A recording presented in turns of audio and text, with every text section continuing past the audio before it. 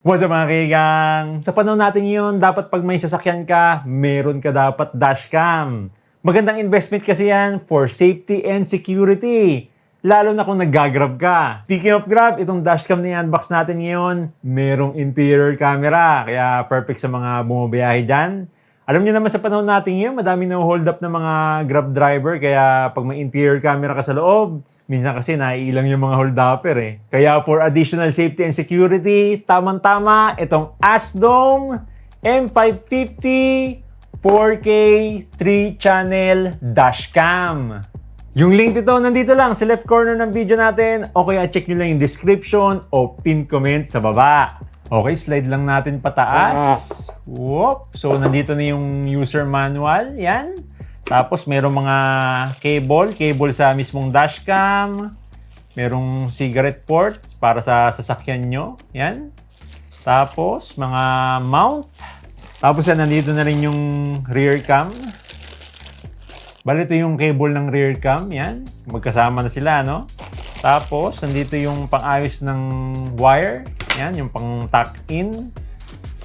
Tapos yan, yung pang-mount din. Tapos meron na ring free glass protection sticker. Yan.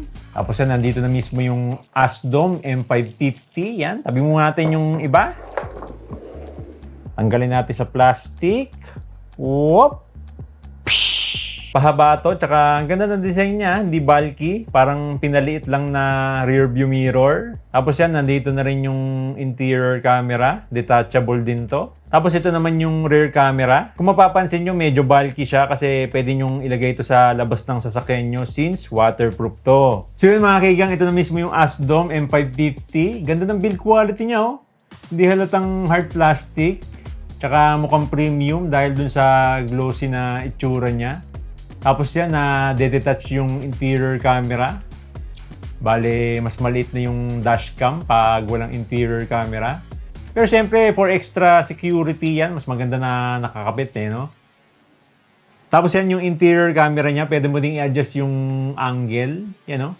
Kasi nagagalaw yung mismong camera module niya. Kaya na-adjust. So wala tong touchscreen, kaya yan yung mode of operation niya by button. So nandito yung mga button, no? Tapos nandito yung indicator. So yan, dito sa baba, yung power button, up button, okay button, yung down button, tsaka yung menu button. Tapos yan, dito naman sa likod niya, dito natin makikita yung main 4K na dashcam. So itong interior cam, 1080p Full HD, 2K naman yung rear camera. Pero may catch dito sa resolution ng main camera, mamaya malalaman nyo kung ano yun. Yun nga lang, di naikot yung camera nito. So yun, nakikita nyo, naka-fix na yung angle ng camera niya. Bale, dito ka lang sa mount pwede magbago ng view. Yan, up and down lang. Di gaya dito sa interior cam, yan, naiikot mo. You know, pwedeng iikot. Sana pati yung main 4K na dashcam, ganun din yung ginawa nila dito para pwede ka mag-adjust. Pero yung maganda naman dito, meron ng free na nakakabit na 64GB na micro SD card. So yan, makikita nyo dito, yan, nakakabit na. Free micro SD card na 64GB. So hindi na tayo bibili, no? You know, 64GB. Pero up to 512GB naman to kung gusto nyo ng mas malaking memory. Tapos meron na rin tong super capacitor, kaya durable to sa lamig, lalong-lalo na sa init kasi madalas mainit sa atin. Kaya siguro uso tong dashcam na to sa UAE kasi makuna to sa initan. So yun lang naman mga kaigang, i-set up na natin to para magamit na rin natin tsaka makita yung sample footage niya. YouTuber ka ba na may at least 10k subscribers at gusto magkaroon ng 20,000 pesos na commission? Mag-register na kagad dito sa Shopee x YouTube Shopping Program. Yung link nasa description o pinned comment lang sa baba. Make sure ilagay nyo yung YouTube link ko as a referral para maging eligible kayo sa pag-claim ng 20,000 pesos na commission. Lastly, mag-tag lang kayo ng Shopee products sa at least 40 videos sa YouTube channel nyo. Makikita nyo yan dito sa YouTube Studio. Click nyo yung content, click nyo yung pencil icon or details, at click nyo yung products para makapagtag kayo ng Shopee products sa YouTube videos nyo. Napakadali lang, di ba? Kaya mag-register na kagad kayo sa Shopee x YouTube Shopping Program. Yung link niyan nasa description o pin comment lang sa baba. Bali yung main dashcam nito, 2K resolution lang talaga. Kumbaga interpolated na 4K lang, pero maganda naman yung video quality niya, lalo na sa price niya.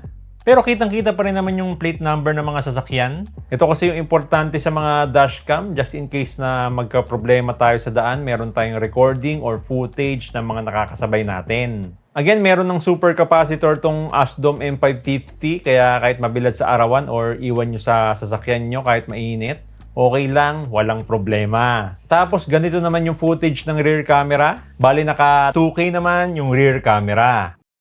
Pwede din ilagay sa labas kasi waterproof na to. Pero dito sa sample footage natin ngayon, nasa loob nakalagay yung rear camera niya. Visible pa rin naman yung footage kahit may tint yung sasakyan natin. Tapos ganito naman yung quality ng interior camera niya. Ito yung magandang feature dito sa Asdom M550 kasi malaking tulong to for extra security. Kaya magandang investment to lalo na sa mga TNVS or naggagrab. Pag gabi naman, ganito yung footage ng main 4K dashcam natin. Pansin ko lang may kaunting glare sa footage. Not sure kung dahil sa tint ng sasakyan natin, pero visible pa rin naman yung mga plate number ng mga sasakyan since ito naman talaga yung importante para may reference tayo. Pagdating sa interior camera, ganito yung footage niya pag low light or pag sa gabi. Automatic nag-activate yung IR mode niya, kaya visible pa rin yung footage sa loob. Magandang investment talaga to sa mga TNVS or Grab driver for extra security.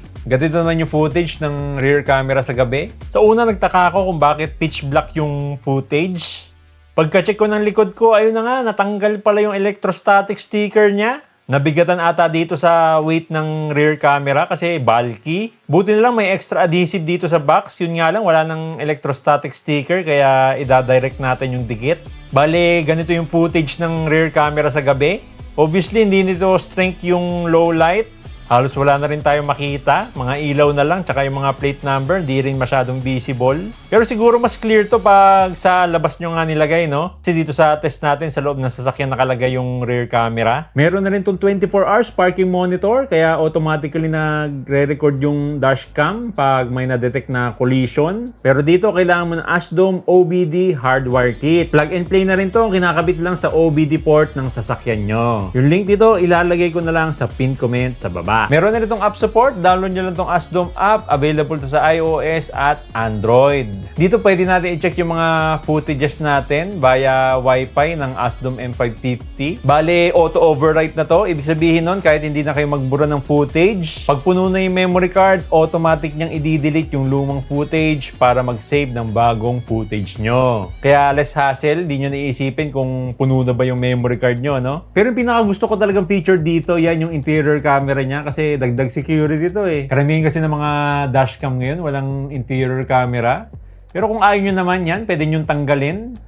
Tsaka mas maliit yung dashcam niya pag walang interior cam, yan, no? Liit lang, oh. Oh, di ba?